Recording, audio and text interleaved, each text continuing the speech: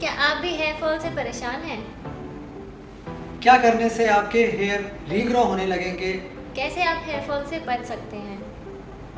Allopathy और आयुर्वेद में इसके बारे में क्या कोज और क्या क्या ट्रीटमेंट बताए हैं? आज की इस वीडियो में हम इन सभी क्वेश्चन का आंसर देंगे और आपको हेयर फॉल से रिलेटेड सारी बातें बताएंगे। Hello friends, we are Ayurvedic consultant Dr. Priya Bajaj and Dr. Raghav Bajaj. are here to help you understand the authentic Ayurveda easily.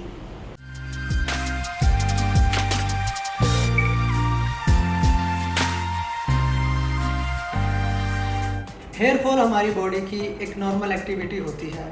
Daily के 40 to 50 हेयर गिरते हैं और फिर बॉडी उन्हें रीग्रो करती है। ये है नॉर्मल साइकिल।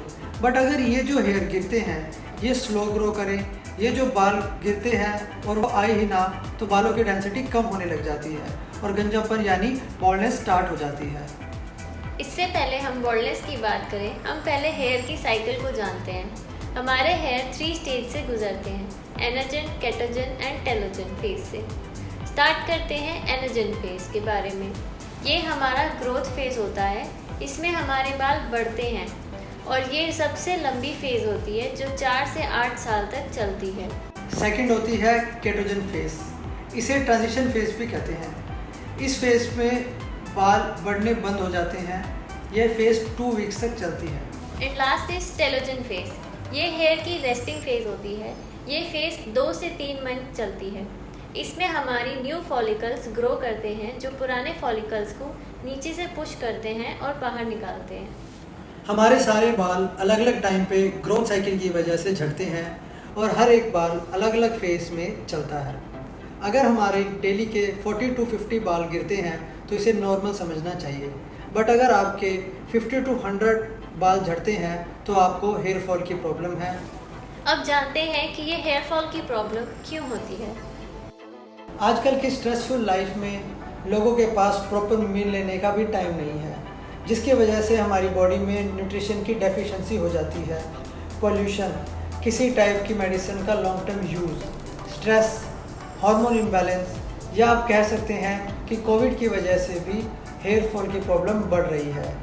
इन सब कॉज की वजह से हेयर ग्रोथ साइकिल का बैलेंस ख़राब हो जाता है, जिसकी वजह से हेयर फॉल होने लग जाता है।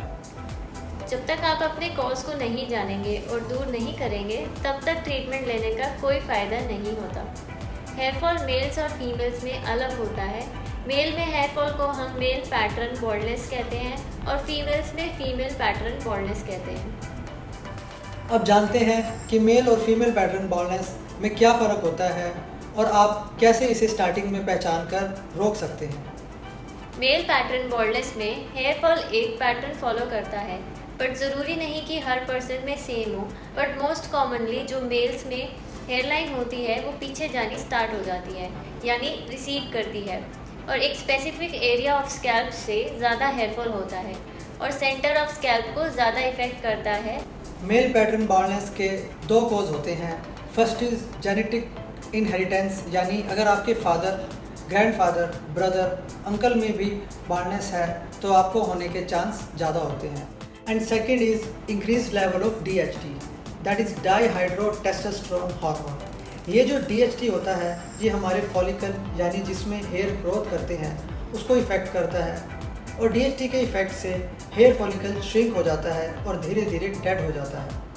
इसकी 3 स्टेजेस होती हैं। फर्स्ट स्टेज में बाल पतले होने स्टार्ट हो जाते हैं।